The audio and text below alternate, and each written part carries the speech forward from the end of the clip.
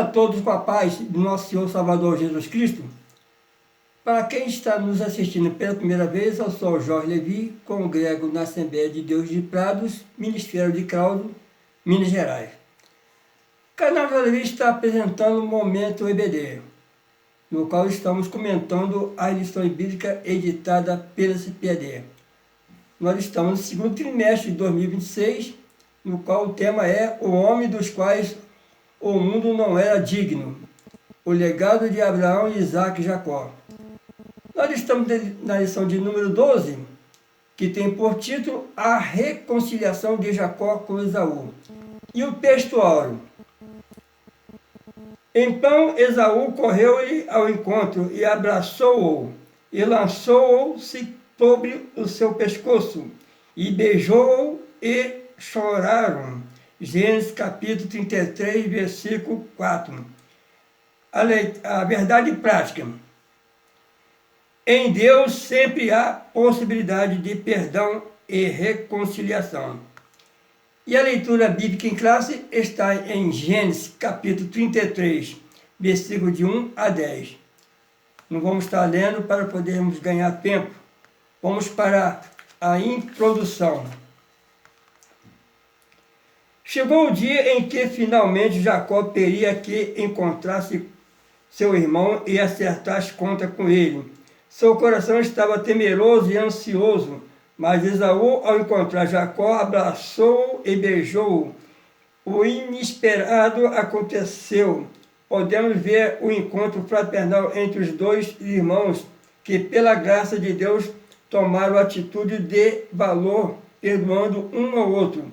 Aquele episódio tinha tudo para dar errado e tornar-se uma tragédia, mas o Senhor interveio.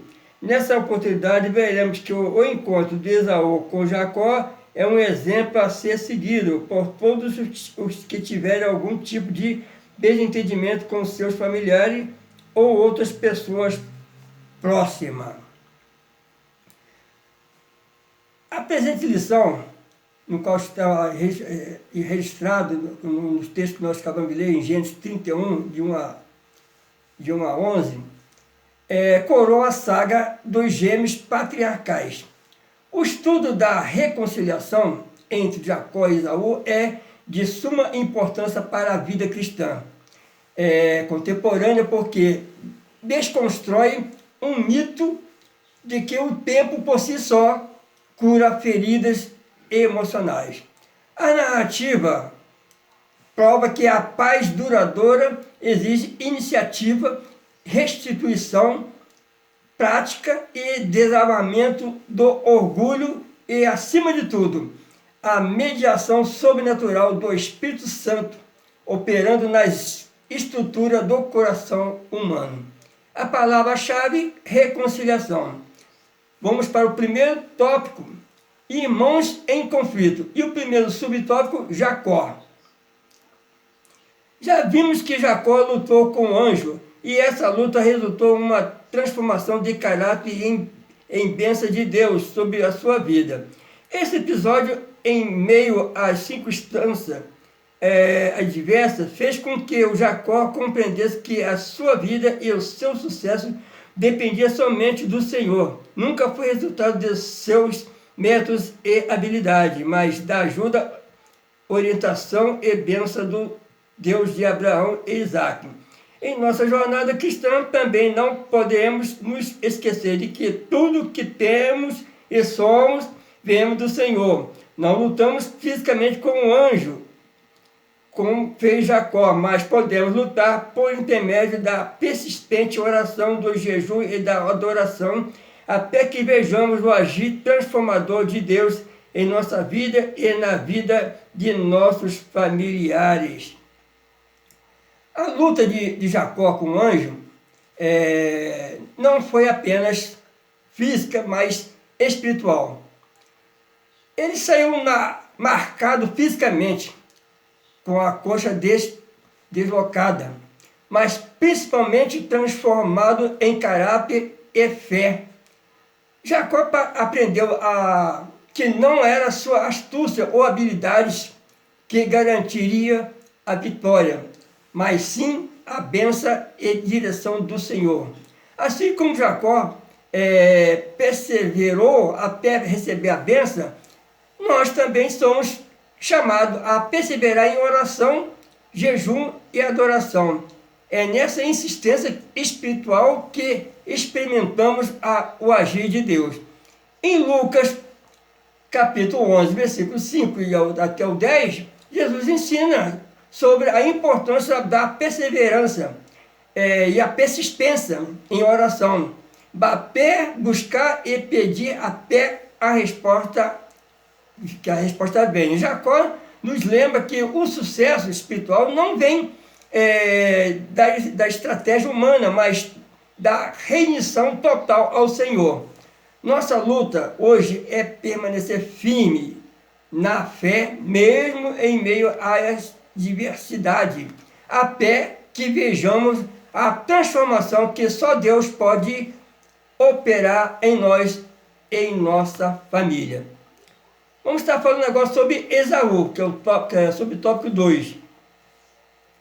O que parece, Deus não somente transformou Jacó, mas também, com o passar dos anos, trabalhou no coração de Esaú. Transformar o ser humano, seu caráter, sua personalidade e suas emoções é algo que somente o Criador pode fazer. A religião não tem esse poder, e o casamento, por melhor que seja o cônjuge, também não.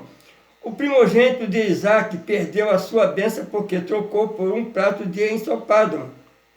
Ao ser enganado pelo irmão, Esaú demonstrou raiva intensa e desejo de vingança.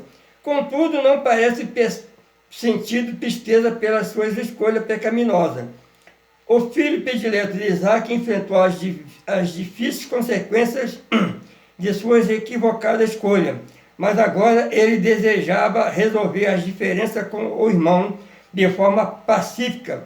No entanto, precisamos ressaltar que a atitude amistosa de Esaú foi a resposta de Deus à oração de Jacó. Esaú desprezou o direito de primogenitura ao trocá-lo por um prato de ensopado, conforme já foi lido. E esse ato revelou sua falta de valorização pelas bênçãos espirituais. Ao ser enganado por Jacó, sua reação imediata foi de ira e desejo de vingança, mostrando que não havia arrependimento genuíno pelas suas próprias escolhas. Ao ser enganado por Jacó, sua reação imediata foi de ira e desejo de vingança, mostrando que não havia arrependimento. E aqui nós vemos Esaú enfrentou duras consequências por suas decisões precipitadas e carnais. Ele perdeu a bênção que poderia ter sido sua, e isso marcou sua história. Com o passar dos anos, vemos que Deus também trabalhou no coração de Esaú. Ao reencontrar Jacó, sua postura não foi de vingança, mas de reconciliação. A atitude amistosa de Esaú foi o resultado direto da intervenção divina e em resposta à oração de Jacó, conforme já falamos. Isso mostra que Deus pode transformar não apenas quem ora, mas também aqueles que estão ao redor. A mudança em Esaú foi resposta da oração, e isso nos ensina que devemos perseverar em interceder por nossos familiares, e confiando que Deus pode operar mudanças profundas. Esse episódio nos lembra que mesmo quando as escolhas erradas trazem consequências, o Senhor continua soberano e pode conduzir situações de conflito para um desfecho de paz e restauração. Agora vamos estar falando também aqui de Raquel, que é o terceiro subtópico. É interessante ressaltar que Jacó colocou as servas e seus filhos à frente e depois Leia e seus filhos. Porém, sua amada Raquel e seu amado filho José colocou por último em uma tentativa de protegê-los. Essa maneira de agir de Jacó certamente causava ciúme e divisões entre as famílias. Para que a disfunção familiar não seja uma realidade, é preciso que o cônjuge e pais têm atenção ao modo como os relacionamentos familiares são construídos. Toda forma de predileção deve ser evitada para que tenhamos uma família funcional. Ao se preparar para encontrar Esaú, Jacó organizou a sua família de forma estratégica, colocando Raquel e José por último, numa tentativa de protegê-los. Isso revela que o favoritismo que ele nutria por sua esposa amada e pelo filho preferido, essa atitude, embora compreensível de ponto de vista humano, gerava ciúmes e divisões entre os demais membros da família. O favoritismo de Jacó foi uma das raízes de conflitos futuros, com a rivalidade entre José e seus irmãos. Para que uma família seja funcional, é essencial que pais e cônjuges evitem qualquer forma de predileção. O amor deve ser distribuído de maneira justa e equilibrada, para que não haja espaço para os ressentimentos de rivalidade. Deus nos chama a viver relacionamentos marcados pela justiça, pelo respeito e pelo amor mútuo. A parcialidade mina a unidade familiar, enquanto a equidade fortalece os vínculos e promove paz. Chegamos no segundo tópico, o encontro entre Jacó e Esaú. E o primeiro subtópico, Deus entra em ação.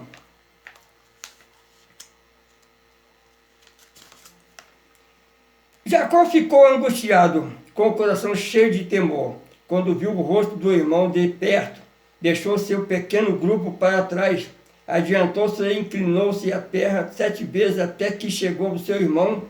E àquela altura, pela bondade e intervenção de Deus, a incerteza e o medo já havia de ser dissipado. Jacó tomou a iniciativa de ir em direção a Esaú em atitude de humildade. Não se inclinou apenas 1 ou 2 vezes, como era comum naquela cultura, mas inclinou-se 7 vezes. A humildade tem poder para dissipar a ira e nos conceder paz, vitória e descanso.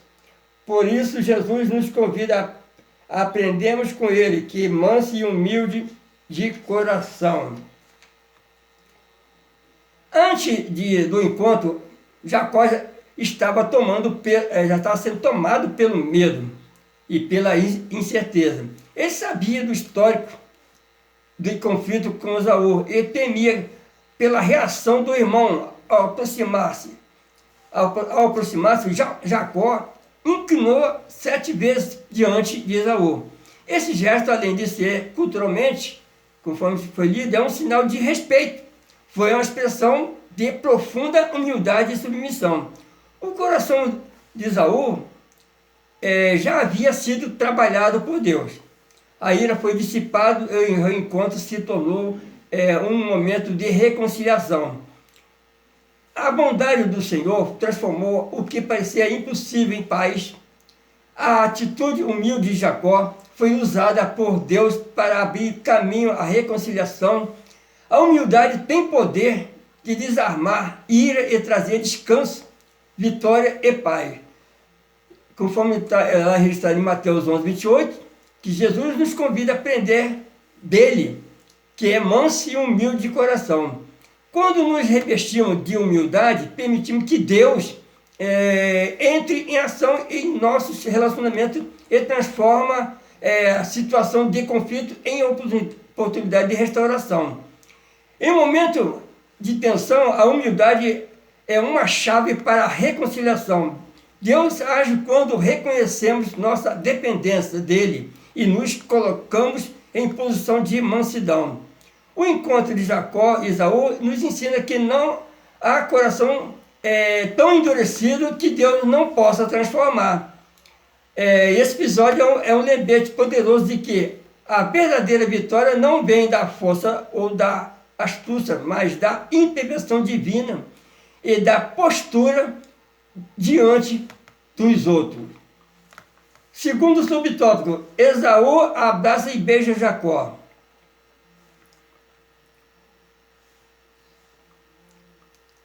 Não temos dúvida de que a mão de Deus moveu-se entre os dois irmãos.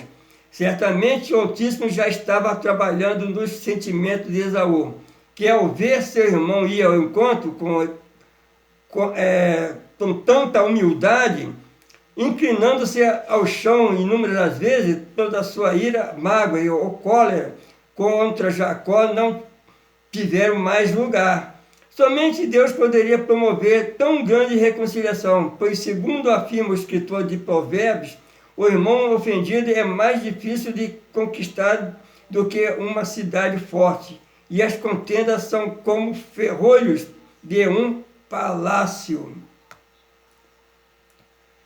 Aqui o encontro dos dois irmãos culmina com um abraço e beijo. E aqui nós vemos aqui que o Esaú foi em direção a Jacó. E então aqui beijou.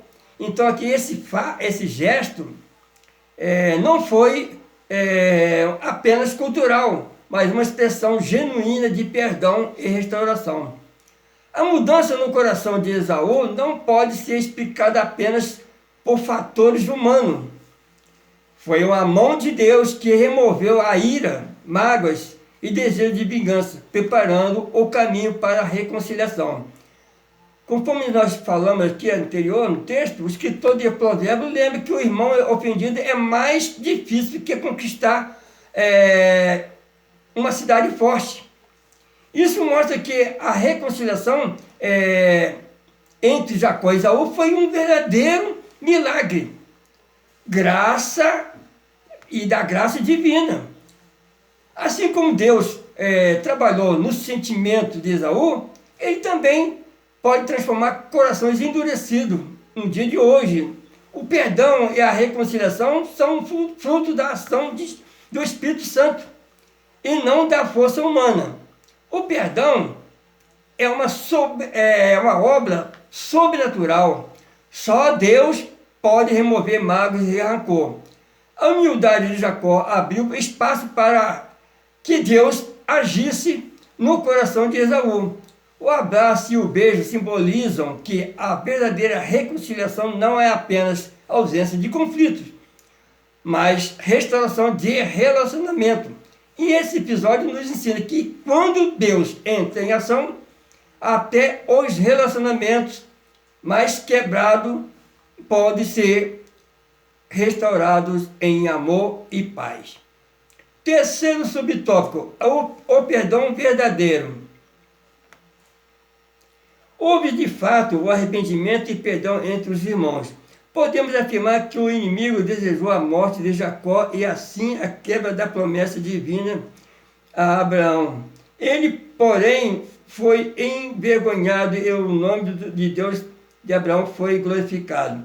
Como seria precioso se hoje irmãos que estão carregando mágoas no coração se deixassem ser tocados pelo Deus de Abraão. Isaac e Jacó fossem restaurados, envergonhando o diabo. Desejamos que o ofendido vá ao encontro do ofensor, abrace-se e reconcilie-se, como fez Esaú e Jacó. O caminho para a reconciliação não é deixar para lá, nem entregar a Deus, mas é procurar o ofendido e com amor buscar o entendimento, como ensinou Jesus em Mateus 18, versículo 15 ao 17. O encontro entre Jacó e Esaú não foi apenas uma reconciliação superficial, não, mas um verdadeiro ato de arrependimento e o perdão. O abraço e o beijo selaram a restauração da relação entre os irmãos. O inimigo desejava a destruição, por certo. O inimigo estava desejoso de destruir. Mas aqui nós vemos, quando fala destruir, a promessa que Deus tinha feito a Abraão. Então aqui o inimigo estava desejoso da destruição. Mas aqui vemos mas foi aqui totalmente envergonhado. Até porque a capitalidade de Deus prevaleceu e seu nome foi glorificado. Quantos irmãos hoje carregam mágoas e ressentimento no coração?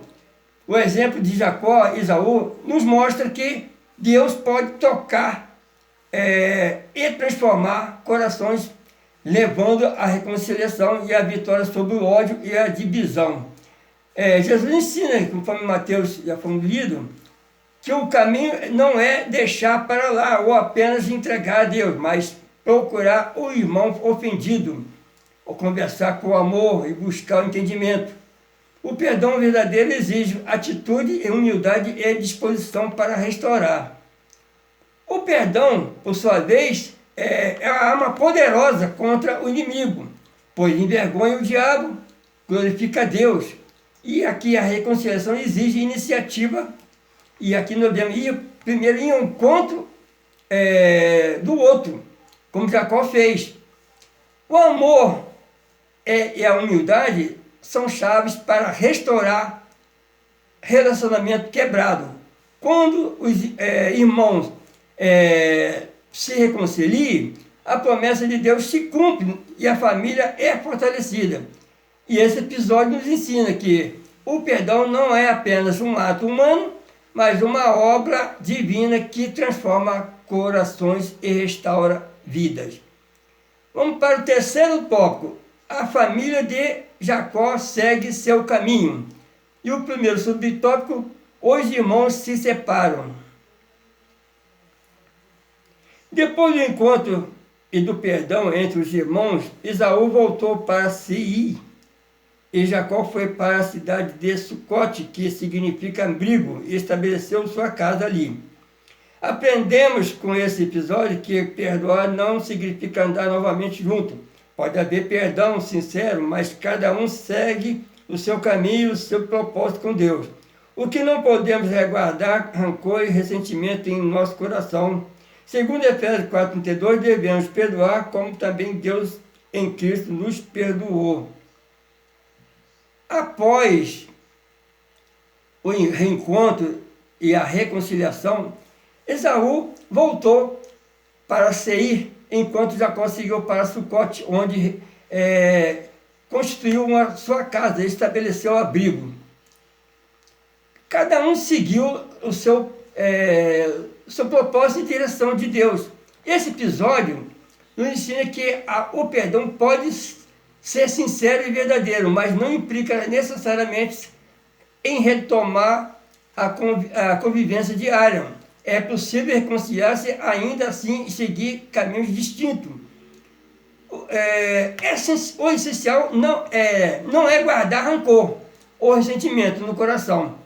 O perdão nos liberta e nos permite caminhar em paz, mesmo que os rumos da vida sejam diferentes.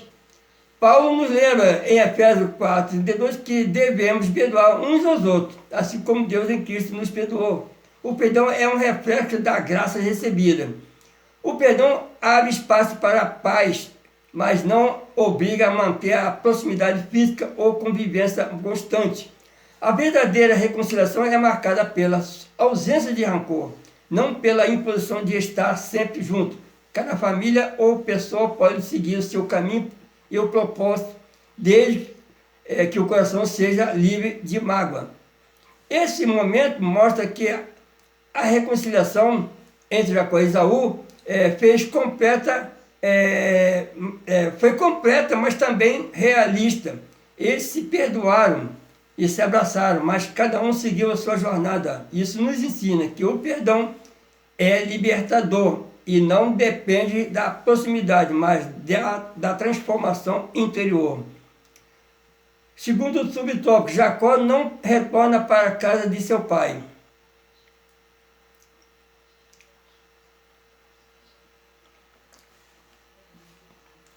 Jacó não retorna para a casa de seu pai. Deus havia ordenado que Jacó retornasse para a casa de seu pai. Não sabemos porquê, mas mas ele não cumpriu essa determinação divina. Instalou-se em Siquém. Sua decisão e escolha teria consequências ruins, que foram reveladas mais tarde. Façamos o que o Senhor nos pediu para fazer, pois Ele é o soberano e conhece todas as coisas.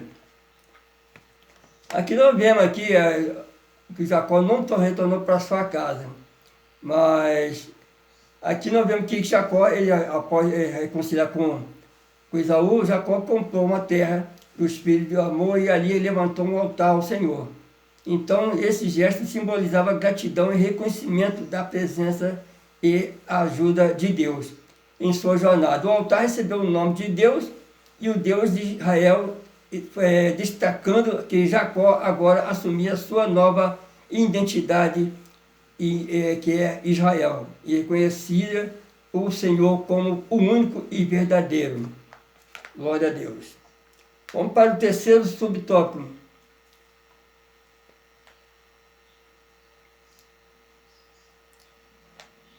Jacó levanta um altar ao Senhor.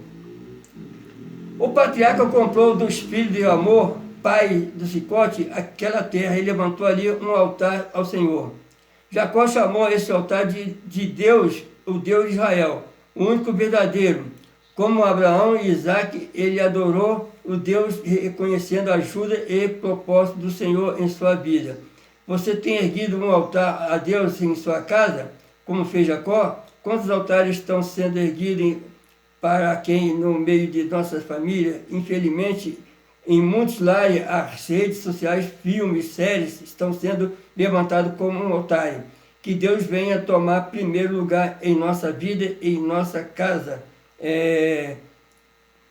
Mais tarde, depois do trágico incidente que envolveu a sua filha Diná, Jacó finalmente foi a Betel cumprindo a vontade do Senhor. Ali ele destruiu todos os deuses estrangeiros em sua casa. Conforme já foi falado aqui, né, que é assim que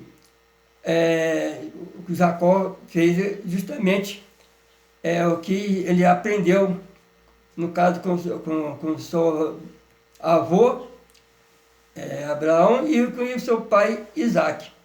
Aqui Jacó adorou Deus, mostrando que a fé é a devoção ao Senhor, era a marca da família escolhida. A pergunta que surge é: quais altares estamos levantando em nossas casas? Muitos lares têm erguido altares para entretenimento, redes sociais ou prazer passageiro. O desafio é colocar Deus em primeiro lugar, como centro da família e da vida. O altar simboliza entrega, gratidão, reconhecimento da soberania de Deus. Cada família deve avaliar quais altares têm sido erguidos em seu lar, se Deus ocupa primeiro lugar. A verdadeira adoração exige exclusividade. Não pode haver espaço para ídolos modernos ou antigos. Assim como Jacó, precisamos renovar nossa devoção e purificar nossa casa, colocando o Senhor como centro da vida familiar. Esse episódio nos lembra que a reconciliação com os homens deve ser seguida pela consagração a Deus. O altar de Jacó é um chamado para que nossas casas sejam lugares de culto, oração e fidelidade ao Senhor. Chegamos na conclusão.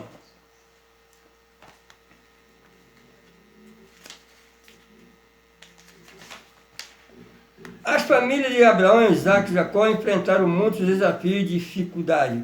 Os conflitos familiares ocorridos na casa de Isaac e posteriormente na casa de Jacó são consequência da queda. Os relacionamentos, em especial os familiares, desde o início da criação, foram afetados por sentimentos de disputa, ódio e inveja. Satanás procura explorar esse sentimento negativo, estimulando as contendas, vingança e separação. Que Deus nos ajude a perdoar como o Senhor perdoou. Chegamos aqui na conclusão. Podemos dizer que as famílias de Abraão, Isaac e Jacó nos mostra que mesmo os grandes patriarcas enfrentaram conflitos e dificuldades dentro dos seus lares. E esses problemas são reflexos da queda. Gênesis 3, capítulo 3. Gênesis capítulo 3. Então, o que afetou os relacionamentos humanos desde o início da criação? Disputa, inveja, ódio, separação, são sentimentos que o inimigo procura explorar para destruir as famílias e enfraquecer a fé. Mas a esperança, Deus continua sendo o restaurador de relacionamentos. Ele nos chama a viver o perdão verdadeiro, como Cristo nos perdoou. O perdão é a chave que liberta do rancor e da mágoa, envergonha o diabo e glorifica o nome do Senhor Jesus Cristo. Chegamos no final, que Deus abençoe rica, abundantemente a todos que nos assistiram e vão assistir futuramente, que Deus venha nos dar vitória, porque Deus quer que nós sejamos abençoados em nome do Senhor Jesus Cristo. Fica todos na paz do Senhor Jesus. Amém.